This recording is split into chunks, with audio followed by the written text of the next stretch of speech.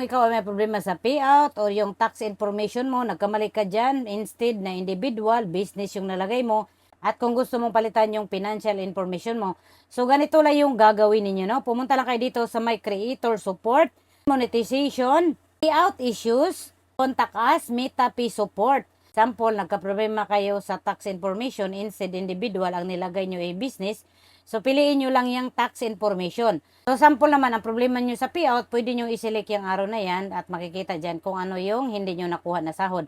At yung concern natin, yung tax information, no? So dito, kailangan po nating magsulat, idulog natin kay Meta kung ano yung problema natin. Yung sinulat ko dito, ilalagay ko sa comment section, baka sakaling makatulong sa inyo, no? At kailangan nyo ditong ilagay yung link ng profile or page niyo at itap nyo yung send. Palagi nyo lang i-check yung support inbox niyo kasi magre-reply talaga sila. At kapag mag-reply sila, kung ano yung hinihingi nila, i-send niyo. Ako, nag-send ako dito ng problema ko sa payout, kung ano yung hindi ko nakuha, at yung verify document ko. So, depende yan kung ano yung hinihingi nila sa support inbox. Kapag mag-reply sila, i-provide ninyo.